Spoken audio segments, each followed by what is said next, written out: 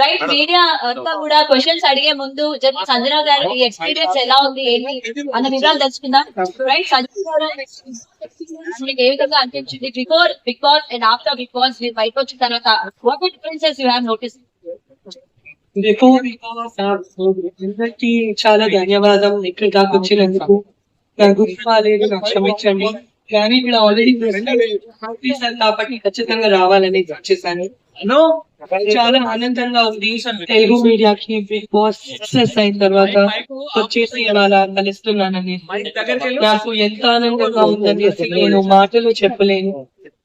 నిజంగా ప్రతి ఒక్కరు నా కోసం ఇక్కడ దాకా మీ ప్రెషియస్ టైం తీసుకొని వచ్చినందుకు ప్రతి ఒక్కరికి ధన్యవాదాలు ధన్యవాదాలు ధన్యవాదాలు.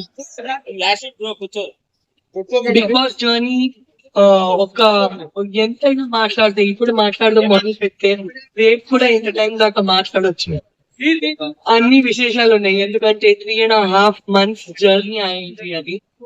అండ్ చాలా ఆనందంగా ఉంది. అక్కడ ఉండే టైం అయితే నాకు నిజంగా ప్రతి రోజు నాకు 1 year లాగా పోయింది. కానీ అక్కడ నేను చివరి వీక్ దాకా ఏమి చూపించలేదు ఎందుకంటే 1 day కూడా 1 year లా ఉందనేసి. నిజం చెప్పాలంటే నా హ్యాండ్ లెగ్ ఇట్లా యాంగ్జైటీలో ఉండే చాలా. బికాస్ నాకు నా పిల్లల్ని వదిలేసి ఉండడానికి అలవాటు లేదు. నా ఫస్ట్ బిడ్డ అయిన తర్వాత కూడా నేను 2 సినిమాలు చేశాను. ఇట్లా మణిశంకర్ అని సినిమా చేశాను, రిలీజ్ కి రెడీ అవుతుంది. కేరళలో పుట్టడానికి ఆఫీస్ చేశాను. నేను షూటింగ్ లో ఇటువైపు ఉంటే నా బిడ్డ ఇట్లే అటు ఎక్కడో నాతోనే ఉంటాడు. నా అమ్మ కూడా సెట్ లో ఉంటారు. సో అట్లాంటి వాతావరణంలో చాలా కంఫర్టబుల్ గా షూటింగ్ కి ఆల్రెడీ పోవడం మొదలు పెట్టాను. కానీ ఈ యొక్క స్టెప్ తీసుకోవడానికి బిగ్ బాస్ 2020లో నన్ను బలి పశు చేశారు. నేను ఒక ఫిల్మ్ యాక్టర్ కాబట్టి నాకు కొంతమంది తెలుసు.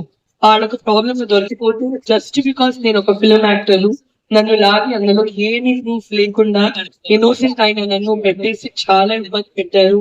నా మర్యాద మీద చాలా ప్రాబ్లం చేశారు. నాకు వచ్చే అవకాశాలన్నీ చేంజ్ అయిపోయింది. లైఫ్ అంతా చేంజ్ అయిపోయింది సైలెంట్. కాబట్టి I had to take this step. నాకు బిగ్ బాస్ వచ్చేసి అందరిలాగా ఇది ఒక కెరియర్ ఆపర్చునిటీ. ఇంకొక షో చేద్దాం, లేకపోతే ఇది చేస్తే ఇంత డబ్బు షో ఆపర్చునిటీ, లేకపోతే ఇంకొక ప్రాజెక్ట్ జీవితంలో ఒక ఆర్టిస్ట్ కి, లేకపోతే ఇంత డబ్బు వస్తుంది చేద్దాము అనేసి. కానీ నాకు వచ్చేసి నాకు పోగొట్టిన మర్యాద నాకు కావాలి.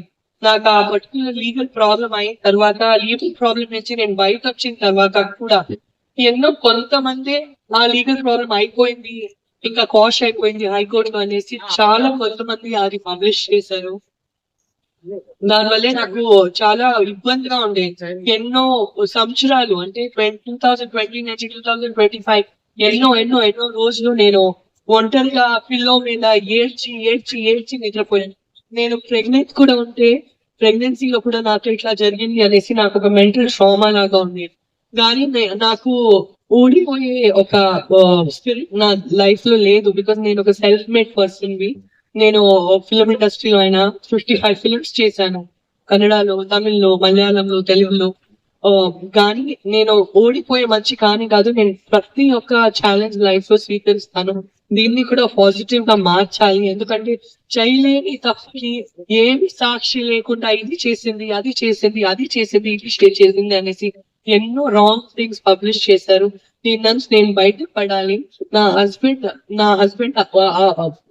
హస్బెండ్ కి నేను భార్య అనేసి చాలా ప్రౌడ్ ఫీల్ అవ్వాలి.